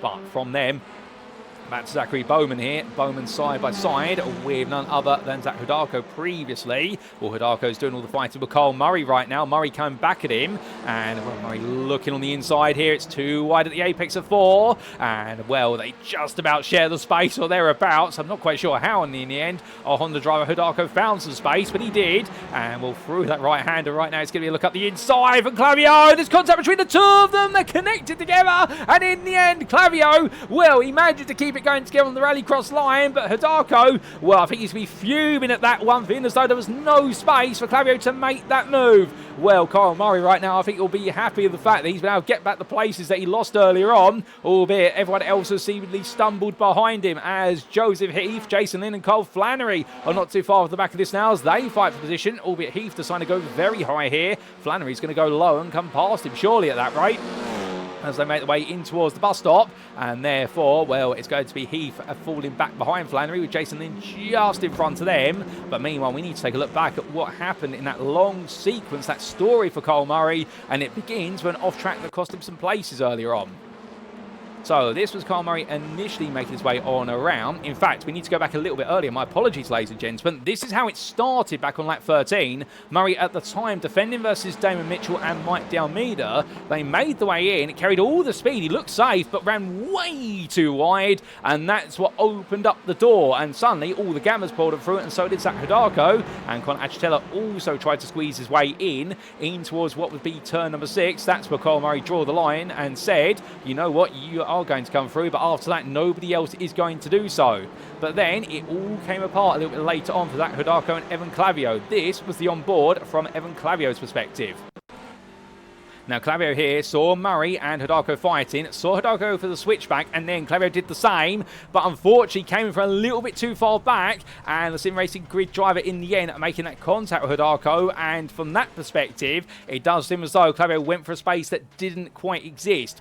What did it look like from Hidalgo's perspective, I hear you ask? Well, here's the cameras to perhaps explain. And, well, as he made his way up, it did. Ooh, that was a big, nasty knock there. I think Hidalgo may have been boxed off and actually hit a bit of a slowdown there with the fact that Kyle Murray was quite slow at the corner, given how much they were fighting. So I think different approach speeds as well. Definitely not a happy moment there for any driver involved, particularly none more so than for Zach Hidalgo, as we make our way back to your live racing. And as we do, we come back in good time, ladies and gentlemen, because we haven't got long left. A minute left on the clock. And your leader right now of Mika Hendricks, well, he is on, I believe, the final lap. It's going to be very close to see whether he does get an 18th tour of the circuit in under race conditions. But with a 2-second gap, even if Michael Polasek can strip off 0.6 of a second a lap, which he's doing so at the moment, it's not going to be enough. He would need to take at least 1.5 seconds out of this one to have one more chance later on. And here you can see that delta between the two Alpha overall leaders as they roar the way around. But this has definitely been a race full of battles, much like race number 1. And in the end, well, Hendricks, I think, might just be coming home with this one, with Polasek having to settle for second, which he won't be too upset about, to be fair. But understandably, I think he'll recognise in this one that perhaps he just took a little bit too long to make his way through the field initially. He played it too safe, but he will still take an increasing championship lead, and that's the one thing that will definitely be filling in with glee. But as Mika Hendricks makes his way down into the final couple of corners, the checker flag is here, ladies and gentlemen. The clock strikes 0, and for Mika Hendricks, he strikes the win for the first time this season ahead of Michael Polasek, who takes second, and Raymond Tew will be your winner in Gamma with an overall podium there in third place ahead of Logan McKinzie. It's a 1-2 in Gamma for Beaver and D's with John Lauzon runner-up in class, 5th overall, and for Tyler Lott, long. It's a return to the top step after the challenges of race number 1. He takes Delta victory, 6th overall ahead of John Daniels, who rounds off the Gamma podium. Cooper Akers was 8th ahead of Kyle Trost, your runner-up, and it is a 1-2 in Delta for T0 Racing, with the fact that Trost there ahead of Fuad Al-Ridgely, who makes an absolutely brilliant podium in that 3rd place in Delta, 10th overall. A great result for the 119 Audi driver, the highest Audi in this running order by some margin. Ronald Meffo in the end will take best of the rest in the 11th ahead of Mike Del Almeida, Damon Mitchell, Connor Achitella, and Zachary Bowman, who completed your top 15. And further down the order, we've still got some change of the foot as Nick Bader's run out of fuel right at the finish line. So Bader, who was on course for a top 20, rolls to a 31st place finish. That's absolutely a sad way to end the race there. 90 was only a couple of 100 metres away from what would have been one of his stronger results of the season so far. Lewis Gilbert in the end 32nd ahead of Jeremy Barber, and then we will see Sean Gurd come across as your last lead lap finisher here. Quite a rate of attrition in this race, it must be said. We've lost quite a few drivers as the race has gone on. And it will be Sean Gurd, who in the end comes home in 34th ahead of Gareth McAllister, who finished a lap down at the close. But what a race, ladies and gentlemen, and indeed a brilliant one at that. And for Raymond Tew, well, as the cones go flying there, both drivers enjoy themselves, both Tew and John Lauzon. A 1-2 for the team, and well, that's one way to celebrate victory, is it not? Raymond Tew launching himself into the stratosphere. Goodness me, I can't keep a serious face on that one, ladies and gentlemen. My goodness. And Tew in the end, knocking all the wheels off the car and plenty more. Well, they definitely know how to have fun out there after such serious racing. And, well, that has translated here into the commentary booth, no doubt about it. And what a brilliant race at that. But with that, we take a look to the scenic view. And with it, the race results subject to any stewards' inquiries. And here they are. So in the end, after an absolutely exciting second race of the day here for round number 2 of the AlphaTauri Challenge Season 16, powered by Syncmesh and Glass and Steel Photography and Design, in our second sprint race here at the Charlotte Motor Speedway, it was Mika Hendricks who took the victory for Croc Promotions by 1.6 seconds over Yellow Flag Motorsports' Michael Polasek. Then it was 3rd place on the overall podium, a first podium overall of the season for your Gamma winner of Raymond Tew, who will be absolutely ecstatic about that for Beaver and D's, ahead of Logan McKinzie for Pensol Super Touring, who could pass one of the Beaver and D's drivers, but not the other. And one he did pass was John Lauzon, who was your runner-up in the Gamma class, and with it cementing another 1-2 for the team in said class.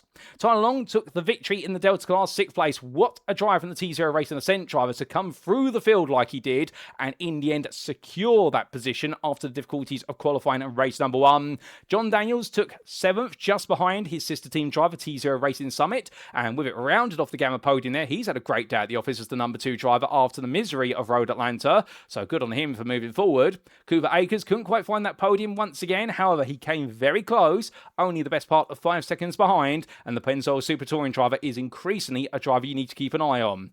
Kyle Trost took 9th place, and with it the runner-up spot there in Delta, and that way securing a 1-2 for T0 Racing Ascent. Well done to the team, and well done to Trost for his best result of the season so far, and he was ahead of Fuad Al-Ridgely, the Seat G driver in the Audi RS3. Well, what a great effort from him, completing that top 10, his best point score overall, and with it his first podium of the season. That is definitely a result where the team are going to be jumping up and down with joy in him in the paddock afterwards.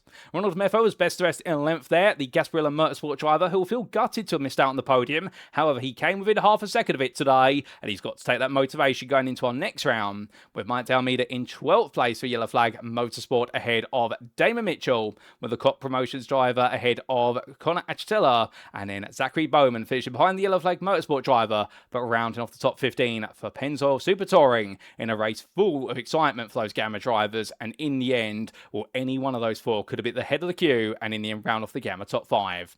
Evan Clavio was 16th, the Sim Racing Grid driver, just not having the race he wanted this time around after what was a very solid race number 1 for that win. The Delta driver in the end having to settle for a 5th place finishing class, but he was able to stay ahead of Kyle Murray, the Seat G driver, who in end, after losing so many places, it seems as though everybody around him lost their heads a little bit, and they were able to come through.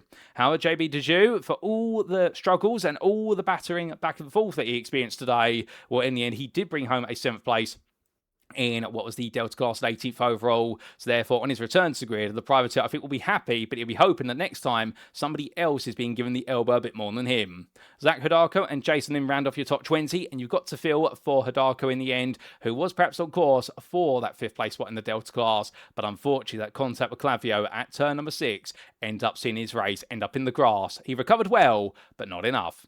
Behind Jason in 20th, the Gator Racing drive was followed up by none other than what was Carl Flannery, with the Gasparilla Motorsport drive ahead of Jared Calnins and Joseph Heath.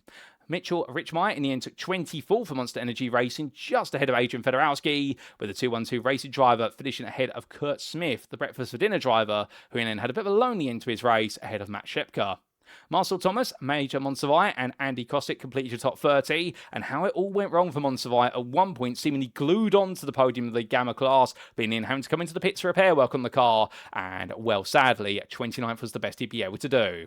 Nick Bader was 31st ahead of Lewis Gilbert, with the two of them enjoying a good little scrap midway through the race, with Jeremy Barber, Sean Gurd, and that was your top your lead lap finishers all the way down to 34th. And it was a lap down for Gareth McAllister in 35th place for Monster Energy Racing. And unfortunately, it was plenty of retirees in this one, starting with Chris McDonald, 8 laps down for Gator Racing ahead of Spencer Clark, with Agustin Fernandez with that early retirement due to a technical issue in the end, missing out on another podium today overall. And Austin Dunbar and Dan McFarlane as well, just not having a happy day, particularly for McFarlane for Sim Racing Grid. From the highs of Road Atlanta, this has got to feel as though it's the lowest of lows, but I'm sure he'll bounce back next time out at Okayama. Outside that top 40, the theme of retirees continued, including Jason Breen, also Nicholas Sudik, Marco Mangano, Zachary Leopold, Francois Schenk, and also Jonathan Bradford. And not starting this race, Wojciech Swirydowicz, unfortunately, after the issues in race number 1, they couldn't get the car repaired for breakfast or dinner, nor could they get the car out onto the grid for Patrick Rich, nor Angel Bonilla Soto, or Tim Driscoll, or Nolan Pizzola. Well, with that, ladies and gentlemen, that concludes our rundown of the results from race number 2, and it concludes all of our racing here today from the Charlotte Motor Speedway. But with that, sadly, it does mean it is now time for us to wrap up. Thank you very much for watching, and if you have enjoyed today's show, and perhaps you're sat there right now wanting to know more about the Alpha Touring Challenge and how you can get on the grid and join the rank and file of the series, which has proven to be so popular, it only ever continues to grow. It never goes in the wrong direction because the racing is at the very best here, both on the North American continent and around the globe. Well, for all that and more, do head to alphatouringchallenge.com, where you can find out all the information you need, even the full history of the series, and if you want to be on the grid, the details about how you can sign up and make your debut in the rounds to come. We'd also like to take a moment to say a big thank you to our series partners, who do include, firstly, none other than Syncmesh. Born out of the pursuit of one man's search for better racing gear for sim racing, Syncmesh is the company which provides purpose-built gear for sim racing, ranging from gloves through to a full line of performance wear. With an obsessive attention to detail in their gear, which aligns with your attention to detail in nailing lap after lap on the simulator, you could not ask for better gear to make your racing experience better. If you'd like to know more, do head to sync-mesh.com today. We'd also like to say a big thank you to our official photographer for this series, and that is none other than Glass and Steel Photography and Design. The ATC's official photographer, Jason Lynn, is a highly talented and approachable individual who provides both photography and livery design services for the iRacing simulator platform as part of Glass and Steel Photography and Design. But do not just take our word for it. With 5-star reviews from his clientele, citing him as easy to work with, detail-orientated, and a very fast responder, if you're looking for pixel-precise photography or a livery design to dominate the competition, then why not head to his website at glassandsteel1.wordpress.com today. But with that, ladies and gentlemen, we look ahead to next time, and in a week's time, we make our way to Japan. We leave the USA for the first time this season, and it is going to be an endurance race round. 45 minutes of racing awaits us at the Okayama International Circuit, and there we'll see our drivers take on a circuit that's much tighter, and with it offers perhaps less overtaking opportunities and emphasises the importance of track position. Overall, it seems as though Michael Polasek's grip on victories has been slightly loosened. However, with 2 wins in the second place, he's definitely going to be the leader, roaring away at the very front. Meanwhile, in the Gamma class, it's all been shaken and stirred, with Beaver and D's striking back strong versus the dominance of Dan McFarlane at Road Atlanta. And as for the Delta Drivers' Championship, we've seen Tyler Long make sure that whether he's at the front of the field or all the way to the back of it, he can definitely come through the field and show he's not just got the pace, but he's also got the nuance under battling. But who exactly will take to the spotlight in round number 3 of the championship? Well, the racing will occur on Monday the 19th of January 2026, but we invite you to come join us as if it were live once again on Tuesday the 20th of January as we reveal how all the racing action unfolded. But until then, ladies and gentlemen, we have been the Alpha Touring Challenge. I've been your host and commentator, Paul Walsh. This has been a Paul Walsh production. And until next time, remember to stay safe, stay well, stay smiling, and most importantly, ladies and gentlemen, like our drivers, remember to stay on track. Good night.